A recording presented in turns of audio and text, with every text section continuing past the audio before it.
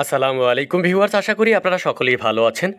এমপিওভুক্ত শিক্ষক কর্মচারীদের জন্য বড় একটি সুখবর। তো আজকের ভিডিওটি না টেনে সম্পূর্ণ ভিডিওটি দেখুন।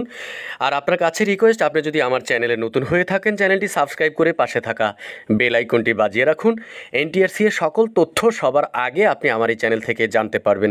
তো আমরা দেখি এমপিওভুক্ত শিক্ষকদের যে বোনাস বাড়লো সেটি কত বাড়ছে এবং যেখানে উপেক্ষিত রয়েছেন কর্মচারীরা, ভিডিওটি না টেনে সম্পূর্ণ ভিডিওটি দেখলে আপনি বিষয়টি ভালোভাবে বুঝতে পারবেন যে সব সংশয় দূর করে অবশেষে ঈদের আগেই বেসরকারি শিক্ষা প্রতিষ্ঠানের এমপিওভুক্ত শিক্ষকদের বোনাস বাড়ানোর চূড়ান্ত সিদ্ধান্ত নিয়েছে অন্তর্বর্তী সরকার। ফলে স্কুল, কলেজ, মাদ্রাসা ও কারিগরি সব প্রতিষ্ঠানের এমপিওভুক্ত শিক্ষকরা বাড়তি বোনাস পাবেন। সোমবার ২৬শে মে এ সংক্রান্ত একটি সম্মতিপত্র জারি করেছে অর্থ মন্ত্রণালয়। এতে সই করেন মন্ত্রণালয়ের প্রবিধ শাখার উপসচিব মোসাম্মদ শরীফুন্নেসা। সম্মতিপত্রে ৪টি শর্ত জুড়ে দিয়ে এমপিওভুক্ত শিক্ষকদের বোনাস ২৫% বাড়িয়ে মূল বেতনের ৫০% করা হয়েছে।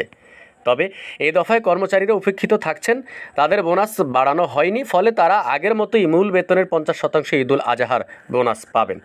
সম্মতিপত্রে বলা হয়, মাধ্যমিক উচ্চশিক্ষা বিভাগ এবং কারিগরি ও মাদ্রাসা শিক্ষা বিভাগের আওতাধীন বেসরকারি শিক্ষা প্রতিষ্ঠানে কর্মরত এমপিওভুক্ত শিক্ষকদের উচ্চ ভাতা অর্থাৎ বোনাস ৪টি শর্ত সাপেক্ষে সরকারি অংশের মাসিক মূল বেতনের ২৫% থেকে বৃদ্ধি করে ৫০% নির্ধারণ করা হলো।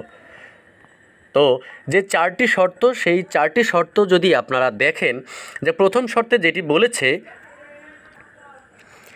এই ভাতা দেওয়ার ক্ষেত্রে যাবতীয় আর্থিক বিধিবিধান যথাযথভাবে অবশ্যই অনুসরণ করতে হবে। ২ নম্বরে যে শর্তটি, সেটি হচ্ছে ভাতা সংক্রান্ত ব্যয় ভবিষ্যতে কোনো অনিয়ম দেখা দিলে বিল পরিশোধকারী কর্তৃপক্ষ উক্ত অনিয়মের জন্য দায়ী থাকবেন। ৩ নম্বরে যে শর্তটি বলেছেন যে প্রশাসনিক মন্ত্রণালয় থেকে আদেশ জারির তারিখ হতে এ ভাতা কার্যকর হবে। ৪ নম্বর যে শর্তটি সেটি হচ্ছে যে প্রশাসনিক মন্ত্রণালয় থেকে জিও জারি করে জিওর ৪ কপি অর্থ বিভাগে পৃষ্ঠাঙ্কনে নিমিত্তে পাঠাতে হবে। এদিকে এমপিওভুক্ত কর্মচারীদের বেতন খুবই কম হওয়ায় আগেই তারা শিক্ষকদের চেয়ে বেশি ৫০% বোনাস পেতেন। এখনও তারা একই পরিমাণে বোনাস পাবেন, অর্থাৎ কর্মচারীরা কিন্তু আগে থেকেই ৫০% বোনাস পেতেন, এখনও তারা সেই একই পরিমাণ বোনাস পাবেন।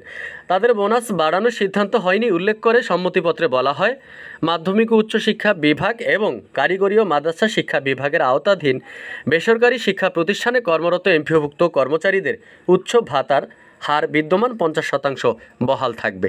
তো ভিউয়ার্স, আশা করি ভিডিওটি দেখেই আপনারা বুঝতে পারছেন এবং যে এমপিওভুক্ত শিক্ষক কর্মচারী যারা আছেন, আগে ২৫% থেকে যেহেতু ৫০% বাড়ানো হয়েছে, অবশ্যই এমপিওভুক্ত শিক্ষক কর্মচারীরা যারা আছেন আপনারা খুশি হয়েছেন।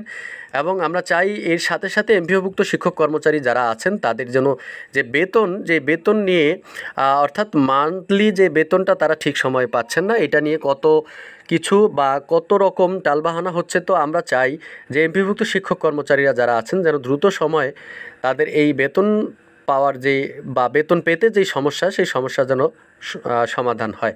তো ভিউয়ার্স, আজকের ভিডিওতে এই পর্যন্তই। এতক্ষণ ভিডিও দেখার জন্য আপনাদেরকে অসংখ্য ধন্যবাদ। আল্লাহ হাফিজ।